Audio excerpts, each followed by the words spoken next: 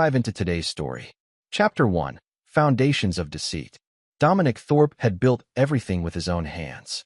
The construction company he started from scratch 15 years ago now employed over 100 people across Nevada. He'd married his college sweetheart, Vanessa, and they had 2 children, Lily, now 8, and Connor, 12. Their sprawling ranch-style home in the outskirts of Reno stood as testament to his success, a success that had required sacrifice. "I'll be home by Wednesday night," Dominic told Vanessa over the phone. The Las Vegas project was behind schedule, and as always, he was the one who had to fix it. At 42, his once jet-black hair now showed silver at the temples, but he remained physically imposing, a man who still worked alongside his crews when necessary. "Take your time," Vanessa replied, her voice oddly detached. "We're fine here." That detachment had been growing for months. Dominic had noticed, but buried himself in work rather than confront it. Vanessa, once vibrant and passionate about her photography career, had become distant. She'd started a local studio 3 years ago, specializing in family portraits and wedding photography. Her newfound independence had coincided with their growing apart. What Dominic didn't know as he hung up was that Thomas Bellwood had been visiting his home regularly during his absences. Thomas, a local gallery owner who had offered to showcase Vanessa's work, had become much more than a business contact. "Is Daddy coming home?" Lily asked as Vanessa set down her phone. "Not until Wednesday," Vanessa answered, exchanging a glance with Thomas, who sat casually at their kitchen island, drinking coffee from Dominic's favorite mug. Connor watched this exchange silently from the doorway, his young face a mask of confusion and growing resentment. He'd witnessed too many of these moments lately, moments not meant for him to see. That evening, after the children were in bed, Vanessa and Thomas sat on the back porch. "We can't keep doing this," she said, though her body language suggested otherwise as she leaned into him. "You deserve better than a man who's never here," Thomas whispered, his hand on hers. At 38, Thomas had the cultured air of someone born into money, something he flaunted with designer clothes and a vintage Jaguar. "He's building an empire while ignoring the Queen." "The children complicate things," Vanessa replied. Thomas's smile didn't reach his eyes. "Children adapt. Trust me." Upstairs, Connor sat on his bed, a model airplane in his hands, one his father had helped him build. In the adjacent room, Lily slept soundly, innocent to the fracturing foundation of their family. Connor set down the plane and pulled out his tablet, opening the recording app he'd been using for his school project. With deliberate steps, he walked to the air vent connecting to the porch below and placed the tablet near it. He'd been collecting evidence for weeks now. Connor understood more than anyone realized. Meanwhile, in Las Vegas, Dominic worked late with his site foreman, Reed Calloway, a weathered ex-military man who had been with Dominic since the beginning. "Something's off with the new investor's demands," Reed mentioned, spreading the blueprints across the makeshift desk. "These last-minute changes don't make sense structurally." Dominic nodded, distracted. "I need you to do something else for me, Reed." "Off the books." Reed straightened, instantly alert. "What's going on, Dom?" "Probably nothing," Dominic said, though his clenched jaw suggested otherwise. "But my gut tells me otherwise. I need you to check on my family while I'm supposedly still here." "You think Vanessa's." "I don't know what to think anymore," Dominic cut him off. "But I need to know what happens when I'm not there." Reed nodded grimly. He'd seen the signs too. The way Vanessa had acted at the company Christmas party, how she'd been evasive when they'd run into each other in town. Neither man spoke what they suspected. Some fears were too damning to voice aloud. Chapter 2. Shattered Certainties. The evidence came in fragments. First, Reed's discreet surveillance photos showing Thomas's Jaguar parked down the street from Dominic's home, then leaving early in the morning. Next, bank statements revealing Vanessa had opened a separate account, into which substantial sums had been deposited. Finally, Connor's recordings, innocent at first, as the boy didn't fully understand what he was documenting, but devastating in their implications. Dominic sat in his hotel room, listening to his son's inadvertent surveillance. His hands trembled not with sadness, but with a cold, calculated rage that transformed something fundamental within him. "We could leave together," Thomas's voice echoed from the speaker. "Start fresh. The gallery in Santa Fe is practically mine." "And what about the children?" Vanessa asked. "They'd be better off with us." Dominic's never been a real father anyway. He's just a wallet and an occasional weekend playmate. The sound of their laughter pierced Dominic like physical pain. Reed watched his friend transform before his eyes. What are you going to do? Nothing. Yet. Dominic's voice had changed, harder, flatter. They want to take everything from me? Let's see how that plays out. The next morning, Dominic called Vanessa. The project's hit some snags. I'll be gone at least another 3 weeks. Oh, he detected the poorly hidden relief in her voice. Well, do what you need to do. I always do, he replied, ending the call. Within hours, Dominic had contacted his lawyer, Adele Montgomery, a razor-sharp attorney known for her ruthless efficiency in divorce cases. I need everything documented, everything legal, and everything devastating, he told her in her downtown office. Adele's feline smile held no warmth. They always get sloppy. Affairs make people stupid. She's planning something with him, Dominic said. I need to know what. Adele nodded. I'll put my best investigator on it. In the meantime, act normal. Give her enough rope to hang herself. That evening, Dominic called his children, as he always did when away. Dad, when are you really coming home? Connor asked, his voice hushed. The question caught Dominic off guard. What do you mean, buddy? I know you're not in Las Vegas anymore. I tried calling the hotel, and they said you checked out. Dominic silently cursed himself for underestimating his son. I'm handling some complicated business, Connor. But I promise, I'm coming home soon, and things are going to change. Mom's different when you're gone, Connor confessed. She's not herself. I know, son, but I need you to keep being strong for Lily too. Can you do that? Yes, sir, Connor replied, sounding older than his 12 years. Keep those recordings coming, Dominic added quietly. But be careful. Don't let anyone know. Meanwhile, Thomas and Vanessa's plan was accelerating. Thomas had introduced Vanessa to his attorney, Brendan Walsh, a slick divorce lawyer known for extracting maximum settlements. The construction company is worth at least $20 million, Walsh explained in Thomas's sleek downtown loft. With his absence and your primary caregiver status, we can push for full custody and at least half the business value. I don't want to destroy him, Vanessa protested weakly. Thomas placed his hand over hers. He destroyed your dreams for years, Nessa. This is just balance. What none of them knew was that Adele's investigator had planted listening devices during a supposedly routine inspection of Thomas's gallery. Every word was being transmitted to Dominic, who sat in a rented apartment across town, building his counterattack.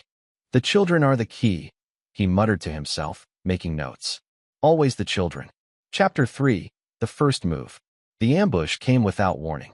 Dominic returned home unannounced on a Tuesday evening, walking in as if he'd just been out for the day. The shock on Vanessa's face would have been comical under different circumstances. Dominic, she gasped, nearly dropping the wine glass in her hand. The table was set for 2, candles already lit. Surprise, he said flatly. Project wrapped early. Before she could respond, the front door opened again, and Thomas stepped in, a bottle of wine in hand. He froze upon seeing Dominic.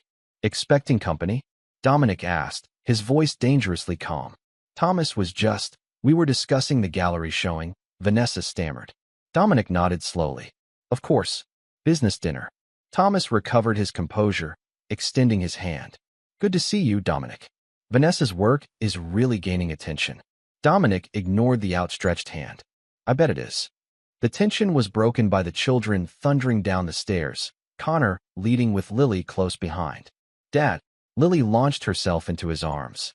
Dominic caught her, his hard expression momentarily softening.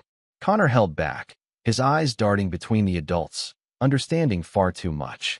Mr. Bellwood was just leaving, Dominic said, his eyes never leaving Vanessa's face. Thomas retreated with practiced dignity. We'll reschedule, Vanessa. Lovely to see the family reunited.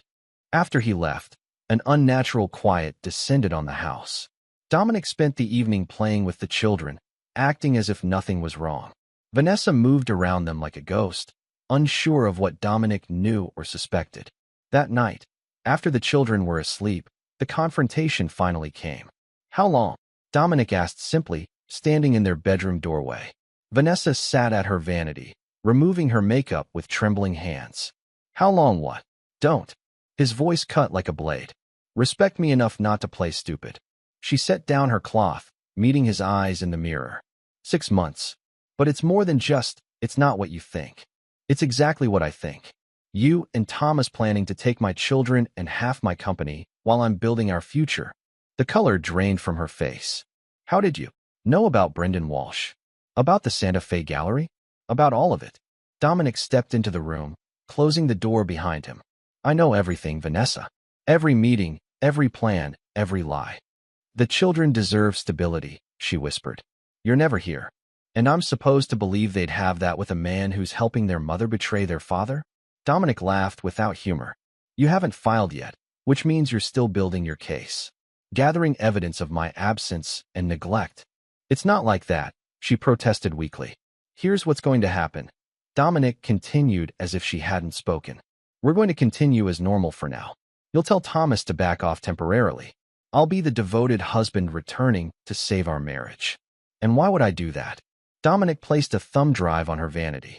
Because if you don't, the recordings on this drive go to everyone we know. Your parents, who funded your studio and adore me, by the way. Your church friends. Everyone. Fear flickered across her face. You're blackmailing me?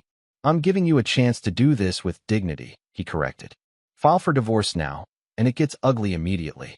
Wait, play by my rules, and maybe, you walk away with something. The next morning, Dominic was the perfect father, making breakfast for the children, kissing Vanessa on the cheek before leaving for the office. To anyone watching, they were the ideal family. But Connor knew better. That afternoon, he approached his father in the garage, where Dominic was organizing tools with methodical precision. Are you and Mom getting divorced? He asked directly. Dominic considered his son carefully. Why do you ask that? Because she's different when you're gone. And because of Mr. Bellwood. Dominic set down his tools and faced his son fully. Connor, adult relationships are complicated. But I want you to know that whatever happens between your mother and me has nothing to do with how much we both love you and Lily. She's going to try to take us away from you, isn't she? Connor's insight was unsettling. What makes you say that? I heard her talking to Mr. Bellwood. They didn't know I was listening. Connor's eyes welled with tears. I don't want to go with them. Dominic pulled his son into a fierce embrace. Nobody is taking you anywhere you don't want to go. I promise you that. What Dominic didn't tell his son was that this promise would require measures that would change all their lives forever. Chapter 4. Calculated Moves. For 6 weeks, Dominic played the role of devoted husband and father, coming home early, planning family outings, even suggesting counseling. Vanessa performed her part less convincingly, her smile strained, her affection mechanical. Thomas had retreated to the periphery, communicating with Vanessa only about business via carefully worded texts. But beneath this facade of reconciliation, Dominic was meticulously building his case, with the help of Reed, Adele, and unexpectedly, Connor. Your mother has a meeting today after her studio closes, Dominic told Connor one morning while driving him to school. At the Riverside Cafe. Connor nodded, understanding the unspoken request. At 12, he had become an unlikely spy in his own home, his tablet recording conversations, his keen observations reported back to his father. Some might have questioned Dominic's use of his son this way, but Dominic saw it as preparing the boy for the harsh realities of life, teaching him that loyalty must be repaid with protection. That afternoon, Connor sat at a corner table in the cafe, ostensibly doing homework, his tablet propped up and recording as Vanessa and Thomas huddled in intense conversations several tables away. He's suspicious, Vanessa whispered. He's been too perfect, like he's putting on a show. Thomas reached for her hand. Walsh says we're almost ready. The separate accounts are established. We just need to document his past absences better. What about the recordings Connor was making? Dominic mentioned them. Thomas frowned. Has he shown them to you? No. He claims they're on a drive somewhere safe. He's bluffing, Thomas decided. If he had anything damaging, he would have used it already. And the children? The judge will see that a traveling businessman can't provide stability. With my gallery connections, we can paint a picture of a vibrant cultural life for them with us. Connor's jaw clenched as he listened, his hand nearly crushing his pencil. Later, he played the recording for his father in Dominic's workshop, where they could speak privately. Dominic's face remained impassive, but his eyes burned. You did well, son. They're going to try to take us away, Connor said, his voice breaking. No, they're not, Dominic assured him. Because we're going to beat them at their own game. The next day, Dominic invited Reed and Adele to meet at his construction site's trailer office. She's accelerating her timeline, Dominic explained. We need to implement phase 2. Adele nodded. The financial restructuring is complete. Thorpe Construction is now held by the irrevocable trust, with the children as beneficiaries and you as trustee. If she files now, there's technically no company for her to claim half of. And the personal accounts? Dominic asked. Legally transferred to project operational funds, Reed confirmed. On paper, you're cash poor right now. Everything is tied up in ongoing projects. She'll claim fraud, Adele warned. Dominic's smile was cold. Let her. By the time this is over, fraud will be the least of her concerns. That evening, Dominic called an old friend from his early construction days, Hector Romero, now a private investigator with questionable methods, but absolute loyalty to Dominic, who had once saved him from financial ruin. I need everything on Thomas Bellwood, Dominic instructed. Not the surface stuff. I need the dirt no one's supposed to find. You know my methods aren't always by the book, Hector cautioned. I don't care if you have to make a deal with the devil, Dominic replied. I want him destroyed. Meanwhile, Vanessa had noticed Connor's increasing attachment to Dominic and began her own campaign to secure her children's loyalty. She took Lily shopping, bought Connor the expensive gaming system Dominic had said was too extravagant, and began painting Dominic as the reason for their reduced circumstances. Daddy's business is having problems, she told them over ice cream. That's why he was gone so much. But no matter what happens, you'll always have me and your home. Lily accepted this with childish faith, but Connor's eyes reflected skepticism. Dad says the business is doing better than ever, he challenged. Vanessa's smile tightened. Your father doesn't always tell us everything, honey.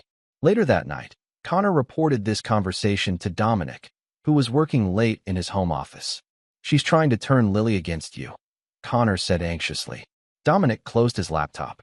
Connor, what I'm about to ask you is a lot for someone your age, but I need you to be the man of the house when I can't be.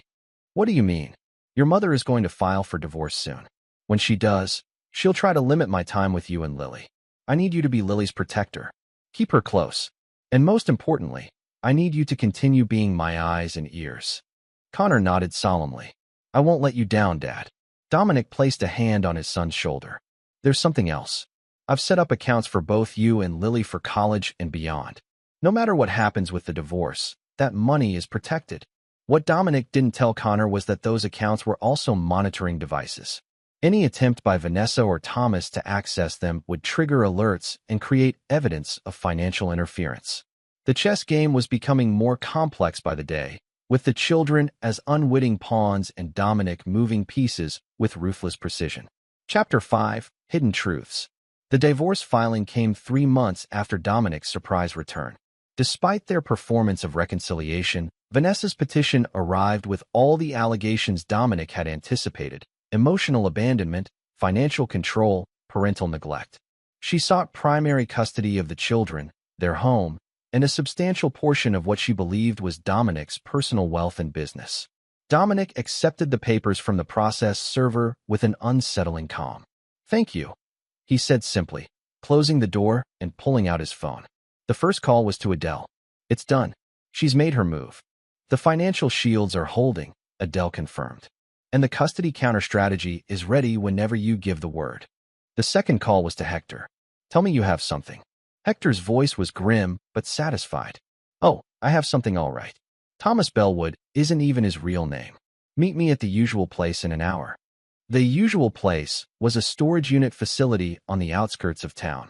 Dominic arrived to find Hector waiting inside Unit 227, surrounded by boards covered with photos, documents, and connecting strings, an analog investigation in a digital age.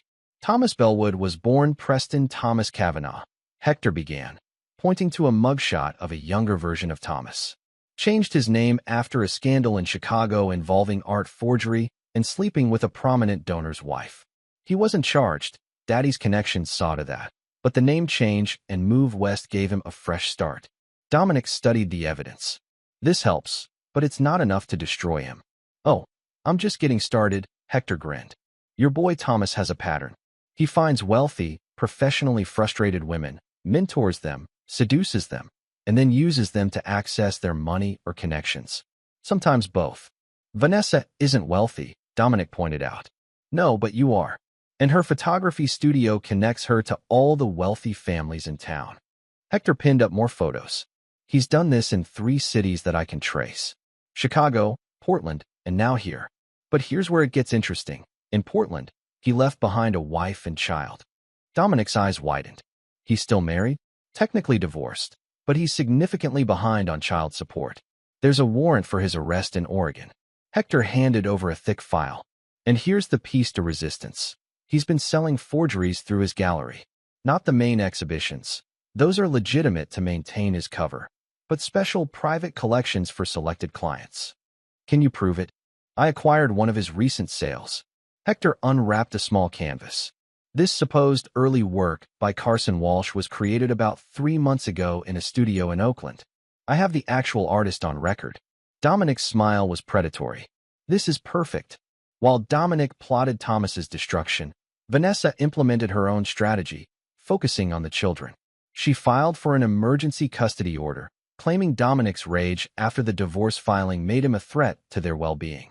That evening, a sheriff's deputy arrived at Dominic's door. Dominic Thorpe? The deputy looked uncomfortable. I have a temporary order for you to vacate the premises. You're to have no contact with your children until the emergency custody hearing next Friday. Dominic had anticipated this move, but still felt the burn of rage behind his eyes. He nodded calmly. May I at least say goodbye to my children? They're not here, sir. Mrs. Thorpe took them to her sister's for the night. After the deputy left, Dominic called Connor's cell phone, which went straight to voicemail.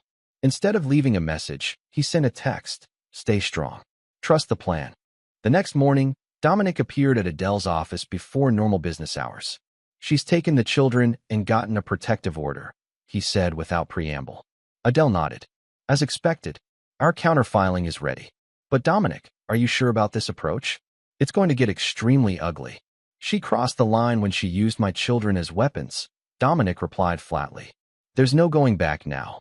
That afternoon, Adele filed their counterpetition, alleging parental alienation, fraudulent claims, and including affidavits from several of Dominic's employees testifying to his dedication to his family despite his work commitments. More damaging were the recordings Connor had made of Vanessa and Thomas discussing their plans to take the children away from Dominic. Simultaneously, Hector anonymously provided evidence of Thomas's fraudulent art dealings to both the local police and several of his most prominent clients. Within 24 hours, Thomas's carefully constructed world began to crumble. Vanessa, isolated at her sister's house with the children, was blindsided when Thomas called in a panic. The gallery's being investigated, he hissed. Someone sent evidence of forgery to the police. I have to leave town for a while. What? You can't leave now. Vanessa's voice rose. I've just filed for divorce. I need you here. In the next room, Connor pressed his tablet against the wall, capturing every word of their increasingly frantic conversation. This was never part of the plan, Thomas snapped. I can't help you if I'm in jail. What about us? What about starting over together? The long pause told Vanessa everything. We need to be practical, Thomas finally said. Handle your divorce, get what you can, and we'll reconnect when things calm down. After the call ended, Vanessa sat in stunned silence. Connor quietly returned to the guest room he shared with Lily, who was absorbed in a tablet game. He sent the recording to his father with a simple message. She knows he's leaving her. Dominic received this information in the temporary apartment he'd rented. His expression didn't change, but something dark flickered in his eyes. He made a single call to Reed. Accelerate the timeline, he ordered. It's time for Thomas Bellwood to completely self-destruct. Chapter 6. Cornered Adversaries. The emergency custody hearing was scheduled for Friday, but by Wednesday, Thomas Bellwood's world had imploded. Police had seized artwork from his gallery, former clients were filing lawsuits, and his past in Portland had caught up with him in the form of officials seeking back child support payments. Most devastating was the anonymous tip to the local art community, revealing his true identity and past scandals. Vanessa arrived at the gallery to find it closed, a police notice on the door. Her calls to Thomas went unanswered. When she finally reached him that evening, his true character emerged. This is your husband's doing, Thomas snarled. He must have hired someone. What are you going to do? Vanessa asked, her voice small and frightened. She was alone with the children at her sister's house, increasingly aware of how precarious her position had become. I'm leaving tonight. My contact in Mexico can set me up with a new start. What about me? What about our plans? Thomas laughed bitterly. Our plans? Wake up, Vanessa. Our plan was for you to get half of a multi-million-dollar construction company. That's not happening now, is it? Your husband's too smart. He's protected his assets somehow. So you're just abandoning me? Tears streamed down her face. You still have the children, Thomas replied coldly. Use them. Make him pay for custodial peace. After hanging up, Vanessa collapsed onto the guest bed, her world crumbling around her. From the hallway, Connor recorded her subsequent call to her divorce attorney, where she frantically tried to salvage her case. There must be something we can do, she pleaded. He's hidden the money somewhere, I know it. Mrs. Thorpe, her attorney said grimly. Your position has weakened considerably. Mr. Bellwood was a key character witness for your claims of Mr. Thorpe's negligence. With his credibility destroyed, and these recordings of you two planning to use the children as leverage, I must advise you to consider a settlement. A settlement? He's taken everything. Not the children. You still have primary custody under the temporary order. The calculation that crossed Vanessa's face would have shocked anyone who knew her before all this began. Then we use that. He'll pay anything to see them. Connor silently retreated from the door, clutching his tablet with white-knuckled hands. His text to his father was brief. Mom's going to use us to get money. Dominic read this message in Adele's office, where they were preparing for the custody hearing. His lawyer watched his face harden into something frightening. She's crossed the final line, he said quietly. Dominic, Adele cautioned, whatever you're thinking. I want full custody, he cut her off. Not joint. Full. And I want her stripped of everything. That's unlikely given. Make it happen, he interrupted again. We have the recordings. We have evidence of her conspiracy with a known fraud. And now we have her explicitly stating she's using the children as financial pawns. Adele studied him carefully. There's something else we could use, but it's risky. What? Your son. He could testify to what he's witnessed. Children's testimony, especially at his age, can be powerful. Dominic's immediate instinct was to refuse. Putting Connor on the stand would expose him to trauma no child should experience. But then he remembered Vanessa's cold calculation, her willingness to use their children as commodities. Let me talk to him, Dominic finally said. It has to be his choice. That evening, despite the protective order, Dominic met Connor in a park near his sister's house. The boy had snuck out after dinner, telling his aunt he was getting something from the car. Dad, Connor embraced him fiercely. Dominic held his son tightly. I don't have much time. Are you okay? Is Lily okay? We're fine, but Mom's different now. Scary different. She keeps talking about making you pay. Dominic knelt to meet his son's eyes. Connor, I need to ask you something important. Would you be willing to speak to the judge about what you've seen and heard? It would mean answering questions in court, with your mother present. Connor didn't hesitate.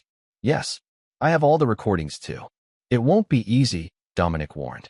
People will say I manipulated you or turned you against your mother. I know what I saw. Connor replied with a certainty beyond his years. I know what's true. As they parted, Connor handed over his tablet. Everything's on here. The passwords are in our special code. This special code was a system Dominic and Connor had developed years ago during a phase when Connor was obsessed with spies. A simple cipher based on baseball statistics that only father and son understood. Back at his apartment, Dominic reviewed the recordings, each more damning than the last. Vanessa and Thomas plotting financial strategies, discussing how to limit Dominic's access to the children. Even Vanessa coaching Lily on what to say about her father being scary sometimes. The final recording, from just hours earlier, captured Vanessa on the phone with someone, presumably Thomas again. I don't care what it takes, she was saying, her voice hard with desperation. I need those account passwords. Connor must know something. He and Dominic have always been thick as thieves. I'll get it out of him tomorrow. Dominic's hand clenched so tightly around his phone that the screen cracked. In that moment, something fundamental shifted in him. This was no longer just about protecting his assets or even winning custody. This was about saving his children from a woman he no longer recognized. He made 3 calls in rapid succession, to Adele, to Reed, and finally to Hector. Each conversation was brief and focused on a single objective: ensuring that Vanessa Thorpe would regret ever threatening their children. The custody hearing was no longer just a legal proceeding. It was going to be a reckoning. Chapter 7. Courtroom Revelations. The family court was packed by 9 a.m. that Friday. News of Thomas Bellwood's art fraud and subsequent disappearance had made local headlines, creating unusual public interest in what would normally be a private custody matter. Judge Eleanor Winters, a veteran of 20 years on the family court bench, surveyed the crowded room with clear displeasure. Dominic sat with Adele at one table, his posture rigid but controlled. Across the aisle, Vanessa appeared with her attorney, Brendan Walsh, looking significantly less polished than in his promotional materials. Vanessa herself had the hollow-eyed look of someone who hadn't slept in days. The children were not initially present, being kept in a waiting room with a court-appointed guardian. Before we begin, Judge Winters announced, I want to make clear that my primary concern is the welfare of the Thorpe children. I've reviewed the emergency petition, the counter-petition, and the submitted evidence. This hearing will determine temporary custody arrangements until the divorce proceedings are further along. Walsh rose first, portraying Vanessa as a devoted mother suddenly abandoned by a workaholic husband who had systematically drained their accounts upon learning of the divorce. He painted Dominic as vindictive and manipulative, suggesting the recordings were edited or obtained under duress. Furthermore, Your Honor, Walsh continued smoothly, Mr. Thorpe has clearly orchestrated the recent troubles of Mr. Bellwood to discredit my client by association.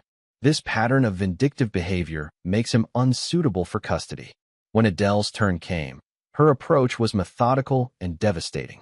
Rather than making speeches, she simply presented evidence. The unedited recordings, financial records showing how Thorpe Construction had been legally restructured years earlier as part of standard business planning, and affidavits from Connor's teachers noting his academic decline during the months Dominic was supposedly being kept from the children.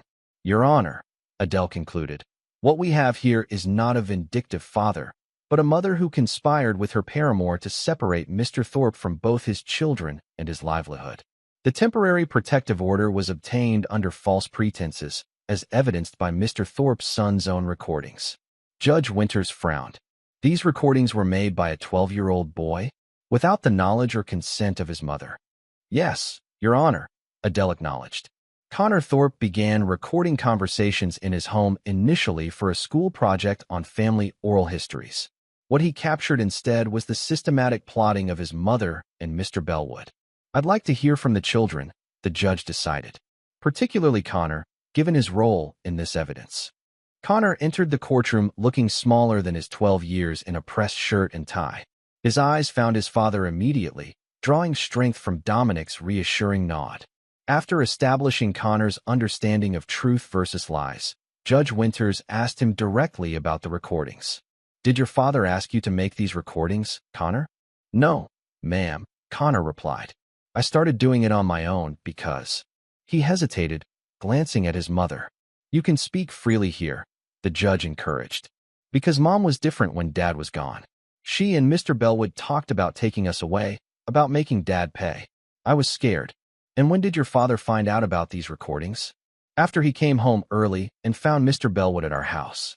I showed him then because I thought he should know the truth. Walsh objected, claiming parental manipulation, but the judge overruled him. Connor, she continued, has your father ever asked you to say anything specific about your mother in court today? No, ma'am. He just said to tell the truth. Vanessa's face had gone from pale to ashen. When 8-year-old Lily was brought in next, she appeared confused and anxious, clutching a small stuffed rabbit. Hi, Lily, the judge said gently. I just want to ask you a few questions about your mom and dad, okay? Lily nodded timidly. Do you spend time with your dad? Not anymore, Lily answered. Mommy says he's too busy with work to see us. And before that, did he spend time with you when he was home? Lily brightened. He taught me to ride my bike and helps with my science projects. We have daddy-daughter dates on Saturdays when he's home. Has your dad ever scared you or made you feel unsafe? Lily looked genuinely confused.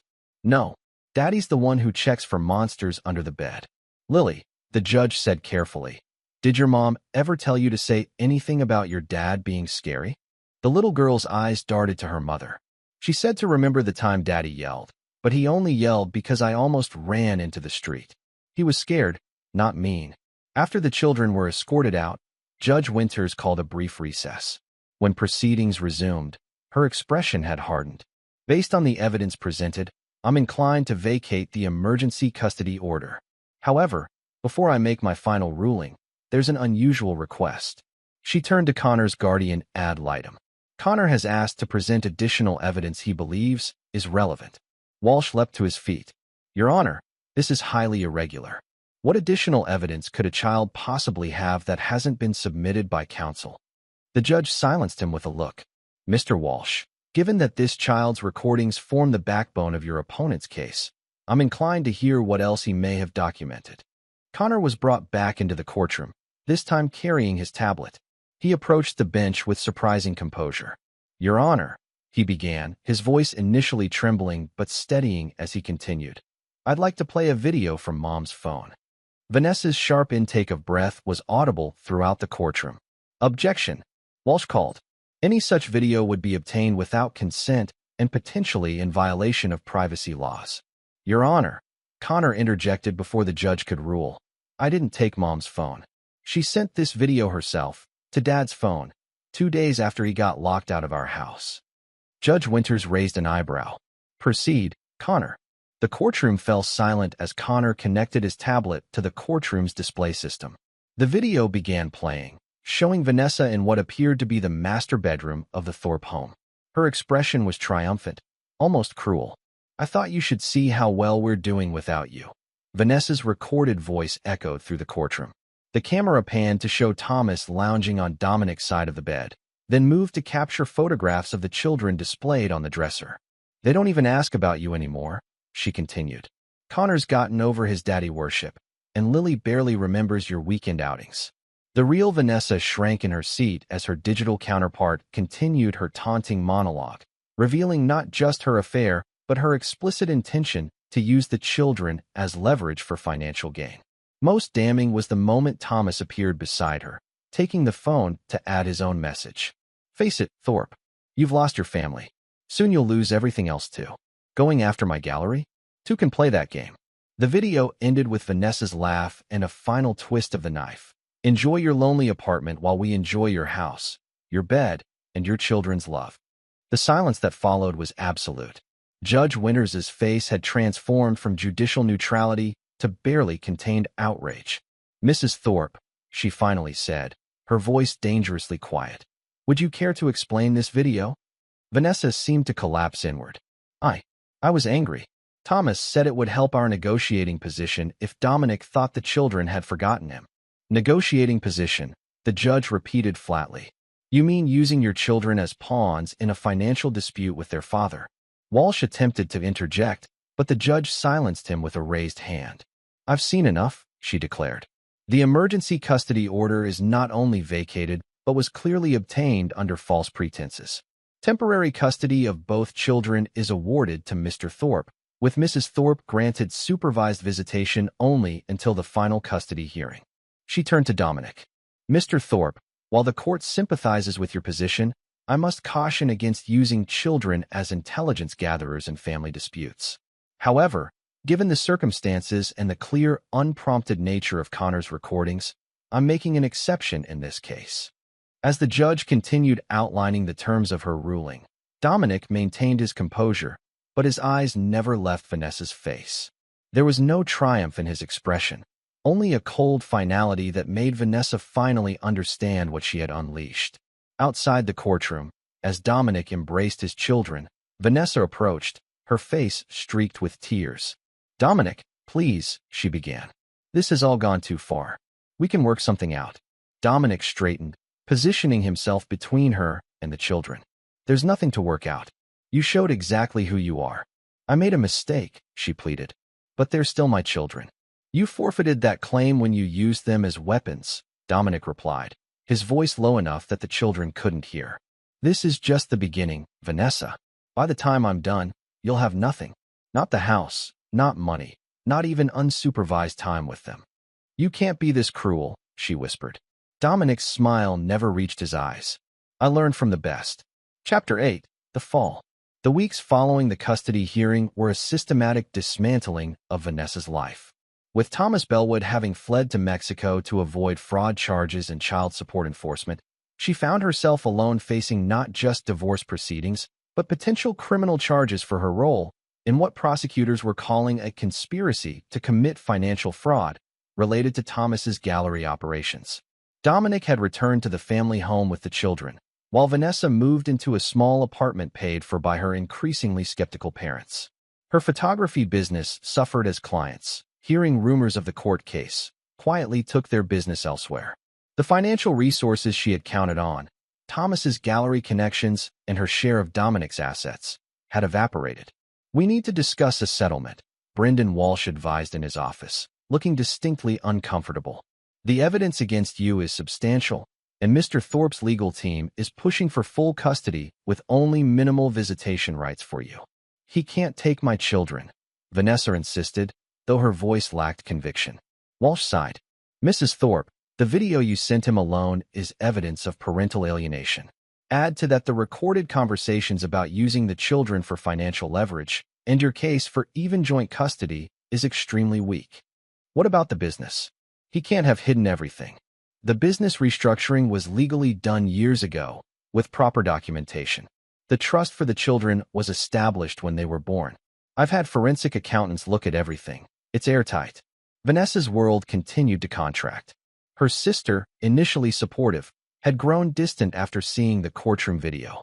Her parents, conservative and traditional, were openly discussing their disappointment in her choices. Friends who had rallied around the narrative of an abandoned wife had retreated in the face of evidence to the contrary. Most painful was Connor's coldness.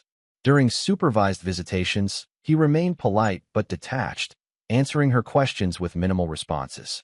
Lily still showed affection, but even she had begun to echo her brother's reserve, watching Vanessa with confused, wary eyes. "They're turning my children against me," Vanessa complained to the visitation supervisor. The woman, a veteran social worker named Helen, replied with professional neutrality. "Children are perceptive, Mrs. Thorpe. Connor in particular understands more than you might think." Meanwhile, Dominic was rebuilding his family with methodical care. He arranged his work schedule to be home when the children returned from school. He hired a housekeeper to maintain the home, but insisted on cooking dinner himself most nights, establishing new family rituals to replace the fractured old ones. When not with the children, he continued working with Adele to ensure the divorce settlement would be as favorable as possible, and with Hector to gather evidence of Thomas's continued criminal activities in Mexico, evidence that would further implicate Vanessa if she didn't agree to his terms. The prosecutor's office is interested in the connection between Thomas's art fraud and Vanessa's studio, Adele reported one afternoon. Apparently, some of the fraudulent provenances were created using her photography and documentation. Was she knowingly involved? Dominic asked. That's unclear, but it gives us another pressure point. She's looking at potential criminal charges unless she can demonstrate cooperation. Dominic nodded. Make sure the children are completely insulated from any criminal proceedings. I want nothing touching them. Already done. The trust structure protects their inheritance regardless of what happens with the criminal investigation. That evening, as Dominic helped Lily with her science project, Connor approached with an expression that had become all too familiar, the look of a child forced to grow up too quickly. Dad, is Mom going to go to jail? Dominic set down the glue gun he'd been using. Who told you that? I overheard your call with Ms. Montgomery. About criminal charges. Dominic sighed. Connor, you need to stop eavesdropping on adult conversations. I'm trying to protect our family, Connor protested. Like you asked me to. The words hit Dominic like a physical blow. In his determination to protect his children from Vanessa's manipulations, had he turned his son into something no child should be? A spy in his own home, carrying burdens no 12-year-old should bear? Come here, Dominic said, pulling his son into an embrace. You've done more than enough. From now on, I need you to focus on being a kid. Let me handle the adult problems. But what about Mom?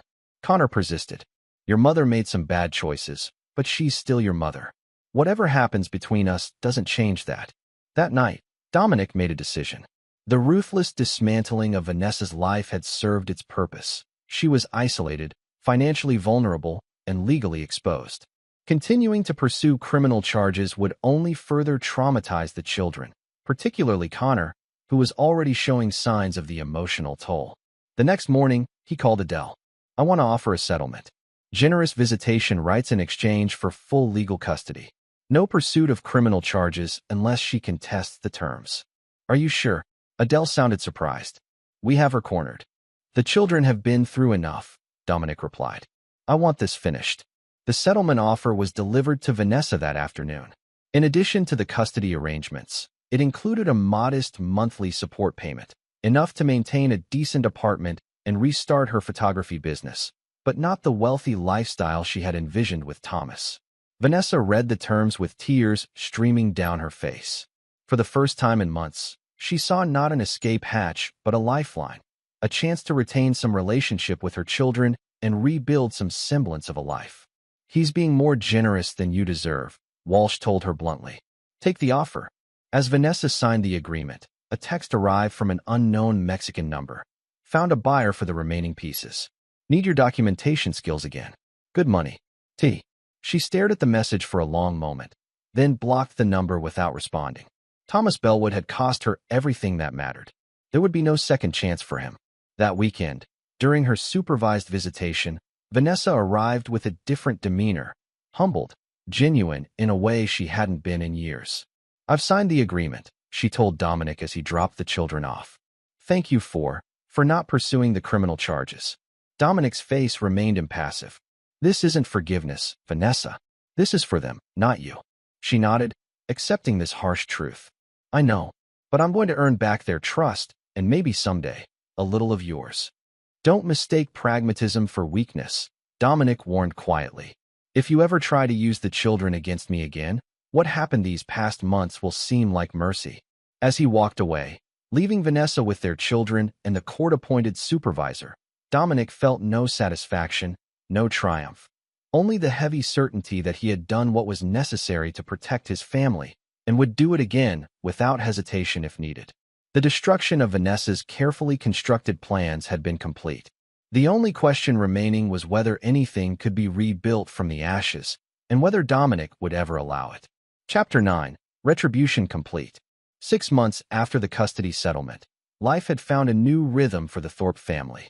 Dominic had restructured his business operations to allow him more time at home, delegating much of the travel to Reed and other trusted lieutenants.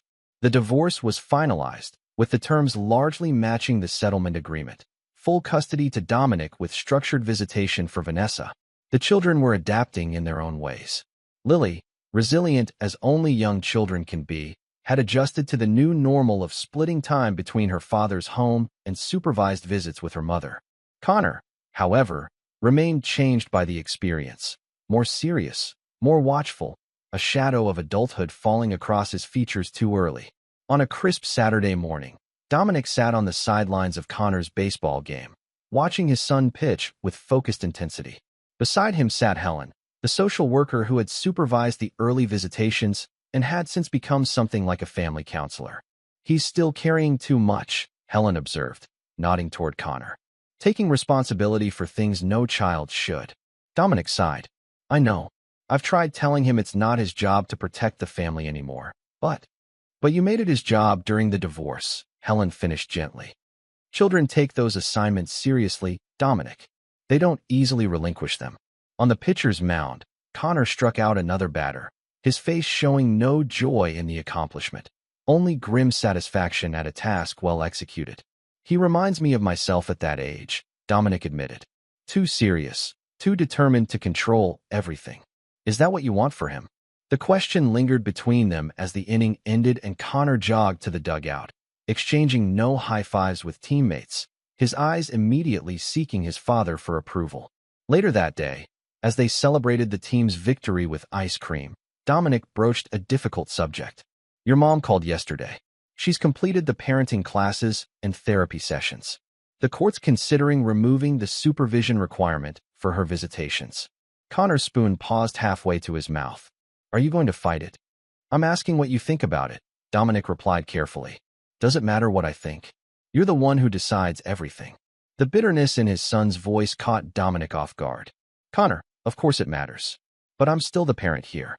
Like Mom was the parent when she was trying to take us away? Connor challenged. Dominic set down his own spoon, studying his son. Is that what this has been about? You becoming the parent because you don't trust either of us to do it right. Connor's eyes filled with tears he stubbornly refused to let fall. I just don't want things to change again. Every time they change, it gets worse. That evening, after both children were asleep, Dominic sat alone in his home office, reflecting on the past year's events. On his desk sat a folder containing the final piece of leverage he had maintained against Vanessa. Evidence linking her more explicitly to Thomas's art fraud scheme, evidence he had chosen not to use in the settlement. His phone buzzed with a text from Hector. Bellwood spotted back in the States. San Diego area. Want me to notify authorities? Dominic stared at the message, feeling the familiar cold rage stirring in his chest. Thomas had escaped the full consequences of his actions, fleeing to Mexico, while Vanessa faced the wreckage alone. Part of him, a significant part, wanted to see Thomas pay for his role in nearly destroying his family. But another voice spoke louder.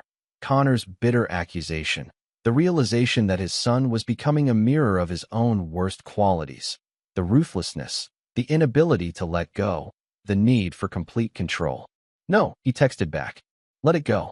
Hector's response was immediate. You sure? After everything he did. Dominic started to type a justification, then deleted it. Yes, we're done with him. The next morning, Dominic called Vanessa and arranged to meet at a neutral location, a coffee shop downtown where they had once been regular customers in the early days of their marriage. She arrived looking better than he had seen her in months. The haunted, desperate look had faded, replaced by something more grounded. She had found work teaching photography at the community college, a modest position but one that seemed to suit her better than the high-pressure world of commercial work. Thank you for meeting me, Dominic began formally. Of course. She remained wary, uncertain of his purpose. He slid the folder across the table. This is everything linking you to Thomas's art fraud. The photos you took documenting the fake provenances, the editing work you did. I've had it since before the settlement. Vanessa stared at the folder, her face draining of color. Why are you giving this to me now? Because I'm done, Dominic said simply. Not forgiving, not forgetting, but done. The children need us to find some way forward that doesn't involve constantly looking back. Especially Connor. Vanessa murmured, understanding immediately. He's becoming like me at my worst, Dominic acknowledged. Calculating, untrusting, always planning 3 moves ahead. That's not what I want for him. Vanessa nodded slowly. What are you proposing? A truce. Not friendship, not reconciliation, but a functional co-parenting relationship. I'll support removing the supervision requirement if you continue the therapy and parenting classes. We communicate directly about the children, no intermediaries. And Thomas is your past, not your present. If he contacts you again, you tell me immediately. If I find out you're involved with him in any capacity, all of this goes to the prosecutor's office. His tone made clear this was non-negotiable. He texted me from Mexico, Vanessa admitted. I blocked him. Dominic nodded, satisfied with her honesty. He's back in the country. San Diego area. Fear flickered across her face. Are you going to? No, Dominic interrupted. Unless he approaches you or the children, I'm done with Thomas Bellwood. He took enough of our energy already. The conversation shifted to practical matters, schedule coordination, school events, the children's ongoing needs. For the first time in over a year, they spoke as parents rather than adversaries. As they prepared to leave, Vanessa asked the question that had clearly been on her mind throughout. Why the change, Dominic? You had everything you wanted. You won. Dominic considered this, then answered with unexpected honesty. Because winning wasn't enough. I destroyed your life, got full custody, protected my business, and my son is still miserable. Maybe there's something to be said for mercy, even if it's not deserved. Is that what this is? Mercy? No, Dominic replied, standing to leave. It's pragmatism. Our children need both of us to be better than we've been. Nothing more, nothing less. 3 weeks later, the court removed the supervision requirement for Vanessa's visitations. The first weekend the children stayed at her new apartment, Dominic found himself alone in the family home for the first time in months, the silence both welcome and unsettling. His phone rang, Reed, calling about a potential new project in Seattle. It's a good opportunity, Reed was saying. but it would mean significant travel for the setup phase. Before the divorce, Dominic would have immediately committed, trusting that the family would adapt around his ambitions. Now, he found himself considering a different calculus. "Let me think about it," he replied. "I need to figure out how it would work with the custody schedule." After hanging up, he walked through the quiet house, pausing at Connor's room. On the desk sat a half-finished model plane, another father-son project that had been interrupted by the chaos of recent months. Beside it was a framed photograph of Dominic and Connor on a fishing trip when the boy was 7, both smiling with unguarded joy. Dominic picked up the model, examining the careful work his son had put into it. The precision, the attention to detail. Connor had always been methodical, even before the divorce had turned that natural tendency into something harder and more defensive. His phone buzzed with a text from Connor. "Dad, Mom's taking us for ice cream. Is that okay?" The old Dominic would have analyzed this for hidden agendas, perhaps seen it as Vanessa trying to buy the children's affection. Instead, he typed simply, "Of course. Have fun. Love you both." The response came quickly, "Love you too." Dominic set down his phone and returned to the model plane, picking up where his son had left off. The retribution was complete, but not in the way he had originally envisioned. Not through Vanessa's complete destruction or Thomas's imprisonment, but through the slow, difficult process of rebuilding what mattered most: his children's sense of security and, perhaps someday, their capacity for trust. He had not forgiven. Some betrayals went too deep for that. But he had chosen to stop the cycle of vengeance before it claimed not just his enemies, but his children as well. In the quiet of his home, working on his son's model plane, Dominic Thorpe made peace not with his past, but with his future. The ruthless man who had systematically dismantled his wife's life remained. The father who would do anything to protect his children remained. But alongside them now stood a man who understood that true victory sometimes required knowing when to lay down arms, not out of weakness, but out of strength. It was, perhaps, the most difficult victory of all. This is where our story comes to an end. Share your thoughts in the comments section. Thanks for your time. If you enjoy this story, please subscribe to this channel. Click on the video you see on the screen, and I will see you there.